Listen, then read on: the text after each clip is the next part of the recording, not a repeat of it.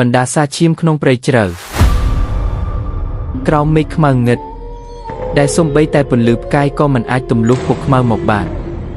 យុវជន3នាក់គឺសៅស្រីមួយនិងវ៉ាន់ណេមបានធ្វើដំណើរជ្រៅទៅក្នុងព្រៃអាតកំបាំងមួយដែលអ្នកភូមិប្រសិទ្ធនាមថាព្រៃបិសាចក្នុងខណៈដែលពួកគេកំពុងរៀបចំកន្លែងបោះជំរំវ៉ាន់ណេមដែលជាមនុស្សមានចរិតរឹងរូសនិងមិនចេះខ្លាចញើតបាននិយាយសើចចំអកទាំងមិនដឹងខ្លួនថាសៅឯងកុំចេះតែជឿតាមពាក្យចាស់បុរាណពេកមើលចុះព្រៃនេះមានតែភាពស្ងប់ស្ងាត់តើមានខ្មោចព្រាយឯណាហ៊ានចេញមកលងពួកយើងទៅទោះបីជាមានការលួងលោមពីមិត្តភក្តិក៏ដោយក៏ស្រីមួយនៅតែអង្គុយអបដៃញ័រត្រឹកក្បែរភ្នក់ភ្លើងដែលជិតរលត់នាងបានលាន់មាត់ទាំងដង្ហើមញាប់ញ័រថាប៉ុន្តែបងខ្យល់យប់នេះត្រជាក់ខុសធម្មតាហើយក្លិនដែលភីចេញពីដងអូខាងមុខនោះវាមិនមែនជាក្លិនសត្វស្ងប់ទេវាគឺមានក្លិនដូចជាឈាមស្រស់តែទើបតែហូរចេញពីសាច់អញ្ចឹងរំពេចនោះស្រាប់តែមានសំឡេងសត្វស្លាបហើរផ្អើលពេញព្រៃរួមជាមួយសំឡេងខ្សឹបខ្សៀវដែលលេចចេញពីក្នុងទីងឹតដោយចង់បំបត្តិមន្ទិលសង្ស័យវ៉ាន់ណេនក៏ទីងពើដើរចូលទៅក្នុងស្បៃអង្ការតែម្នាក់ឯងត្រឹមតែមួយដង្ហើមធំសម្រែកដង្ហើយរកជំនួយយ៉ាងខ្លីក៏បន្លឺឡើងរួចក៏រលត់ទៅវិញយ៉ាងអាចកំបាំងបំផុតសៅនឹងស្រីមួយស្ទុះរត់ទៅរកប្រភពសំឡេងទាំងក្តីភ័យរន្ធត់ប៉ុន្តែអ្វីដែលពួកគេបានឃើញគឺមានតែពើដែលធ្លាក់បែកខ្ទេចនៅលើដីនិងដានឈាម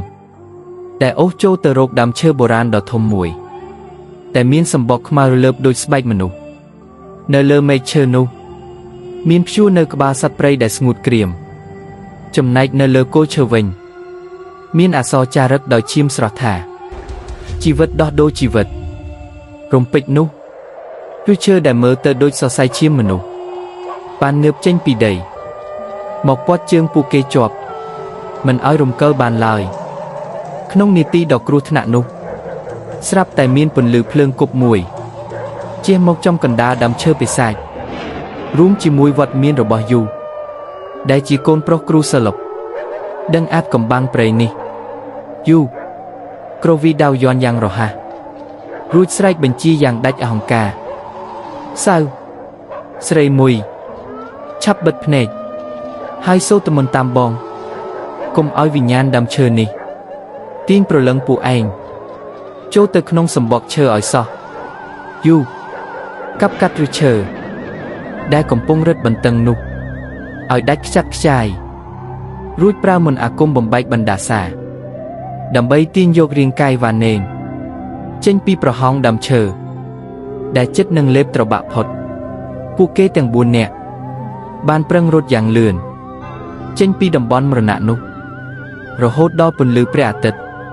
ចាប់ផ្ដើមជះមកលើចុងឈើទើបពួកគេដឹងថាខ្លួនឯងបានរស់ជីវិតទោះបីជាអាចគេចផុតពីមច្ចរាជប៉ុន្តែភាពរន្ធត់និងក្លិនឈាមកណ្ដាលព្រៃជ្រៅនោះនៅតែដក់ជាប់ក្នុងអារម្មណ៍ពួកគេជារៀងរហូតទុកជាមេរៀនថាទីកន្លែងខ្លះធម្មជាតិមានអាថ៌កំបាំងដែលមនុស្សមិនត្រូវបំពាននិងមិនគួររំលោភច្បាប់ទម្លាប់ឡើយទោះបីជាពួកគេទាំង4នាក់អាចរត់គេចចេញពីព្រៃមរណៈនោះមកដល់ផ្ទះវិញដោយសុវត្ថិភាពក៏ពិតមែនប៉ុន្តែភាពស្ងប់ស្ងាត់មិនបានចូលមកក្នុងជីវិតពួកគេឡើយវ៉ាន់ណេនដែលត្រូវបានជួយសង្គ្រោះចេញពីប្រហោងដើមឈើចាប់ផ្ដើមមានអាការៈចម្លែកគេមិននិយាយរកអ្នកណាឡើយហើយនៅលើស្បែករបស់គេចាប់ផ្ដើមលេចចេញនៅស្នាមអុចខ្មៅតែមើលទៅដូចជាសម្បកឈើពិសាចនោះបន្តិចម្ដងយប់មួយក្នុងផ្ទះដ៏ស្ងាត់ជ្រងស្រីមួយបានឮសំឡេងខ្សឹបខ្សៀវចេញពីក្នុងបន្ទប់របស់វ៉ាន់ណេននាងដើរទៅអើតមើលតាមប្រហោងទ្វារក៏ស្រាប់តែឃើញវ៉ាន់ណេនកំពុងអង្គុយស៊ីសាច់សត្វស្រស់ទាំងភ្នែកឡើងពណ៌ក្រហមឆេះនាងភ័យពេកក៏ស្រែកហៅសៅឲ្យមកជួយសៅស្ទុះមកទាំងស្លន់ស្លោប៉ុន្តែនៅពេលពួកគេធាក់ទ្វារចូលទៅ ស្រាប់តែឃើញវ៉ាន់នេងកំពុងសម្លឹងមកពួកគេទាំងទឹកមុខប្រងើយរួចនិយាយទាំងសំឡេងក្រលួចថាវាមិនទាន់ចប់ទេជីវិតត្រូវតែដោះដូរដោយជីវិតរំពេចនោះឬឈើខ្មៅចាប់ផ្ដើមលេចចេញពីក្រោមផ្ទះវាឡើងមកតាមជញ្ជាំងព័ទ្ធជុំវិញផ្ទះរបស់ពួកគេក្នុងពេលដ៏អាសន្នយូក៏បានមកដល់ទាំងដង្ហើមហង្ហាមគេកាន់ក្រម៉ាយ័នពណ៌ក្រហមរួចគ្រវីកាត់ផ្សែងខ្មៅដែលកំពុងគ្របដណ្ដប់យូស្រែកប្រាប់យ៉ាងខ្លាំងថាបណ្ដាសានេះខ្លាំងជាងអ្វីដែលបងគិតដើមឈើនោះបានដៅចំណាំឈាមពួកឯងហើយបើយើងមិនត្រឡប់ទៅកាប់បំផ្លាញញូស្កែវរបស់វាដល់ក្នុងព្រៃវិញទេគ្មានអ្នកណាម្នាក់អាចរស់ហួសពីយប់នេះឡើយសៅនឹងស្រីមួយសម្លឹងមុខគ្នាទាំងភាពតក់ស្លុតពួកគេគ្មានជំរឿឡើយគឺត្រូវតែត្រឡប់ទៅប្រឈមមុខនឹងភាពភ័យរន្ធត់នៅក្នុងព្រៃជ្រៅនោះជាលើកទី2ដើម្បីកាត់ផ្ដាច់ខ្សែចំណងបណ្ដាសាឈាមនេះឲ្យអស់ជារៀងរហូតបើមិនដូច្នោះទេពួកគេនឹងត្រូវក្លាយជាចំណីរបស់ដើមឈើបិសាចនោះដូចជាអ្វីដែលវាបានធ្វើចំពោះមនុស្សរាប់រយឆ្នាំមកហើយ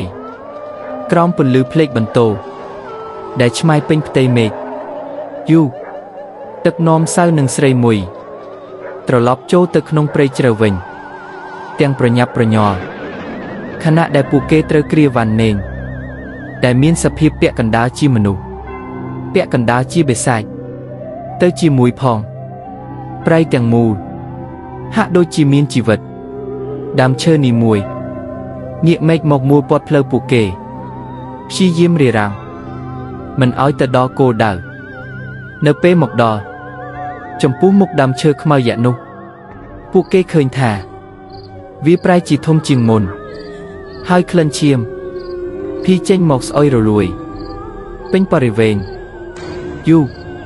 បោះមុនអាគមការពារជុំវិញមិត្តភក្តិរួចហុចកំបិតយន់ទៅឲ្យសៅមានតែអ្នកដែលបណ្ដាសាដោយចំណាំទេទើបអាចកាប់ឬកែវវាដាច់បងនឹងសូត្រមន្តទប់ទល់នឹងប្រលឹងបិសាចឯងត្រូវតែធ្វើឲ្យបានរំពេចនោះវិញ្ញាណខ្មោចរាប់រយតែជាប់ក្នុងដើមឈើបានហោះចេញមកខ្វាត់ខ្វែងបង្កើតជាសំឡេងស្រែកដង្ហើយគួរឲ្យរន្ធត់ស្រីមួយព្យាយាមកាន់ធូបមន្តដើម្បីការពារវ៉ានេងដែលកំពុងប្រកាច់នៅលើដីសៅប្រមូលកម្លាំងចិត្តចុងក្រោយស្ទុះទៅកាប់ព្រឹសធំមួយដែលដុះលើចេញពីគល់ឈើរាល់ពេលដែលកំបិតមុតចូលដើមឈើនោះបញ្ចេញសំឡេងស្រែកដូចមនុស្សស្រីហើយមានឈាមខ្មៅហូរចេញមកដោយទឹកបាក់ទំនប់កាប់វាឲ្យដាច់យូស្រែកបញ្ជាទាំងញើសជោគខ្លួននៅពេលឬកែវចុងក្រោយត្រូវបានកាត់ផ្ដាច់ពន្លឺពណ៌ស្មួយបានជិះចេញពីកណ្ដាលដើមឈើរុញច្រានភាពងឹតឲ្យរលាយបាត់ទៅដើមឈើខ្មៅយៈនោះចាប់ផ្ដើមស្រពោននិងប្រែជាភេផង់ក្នុងមួយពព្រិចភ្នែកស្នាមអុចខ្មៅនៅលើស្បែកវ៉ាន់នេងក៏លីបាត់អស់រួមជាមួយវិញ្ញាណទាំងឡាយដែលត្រូវបានដោះលែងឲ្យទៅចាប់ជាតិនៅពេលព្រះអាទិត្យរះមកដល់ព្រៃដែលធ្លាប់តែគួរឲ្យខ្លាចប្រែជាមានពន្លឺស្រស់បំព្រងឡើងវិញពួកគេទាំង4នាក់ដកដង្ហើមធំដោយក្តីរីករាយដែលបានឃើញពន្លឺថ្ងៃជាថ្មីបណ្ដាសាឈាមតែដកជាប់រាប់រយឆ្នាំត្រូវបានបញ្ចប់ត្រឹមនេះប៉ុន្តែមេរៀនអំពីការគោរពធម្មជាតិនិងសាមគ្គីភាពរបស់ពួកគេនឹងក្លាយជារឿងរ៉ាវដែលអ្នកភូមិដំណើរមិនចេះចប់មិនចេះហើយចប់បរិបូរណ៍អរគុណសម្រាប់ការចូលចិត្តស្ដាប់និងការគាំទ្រជានិច្ច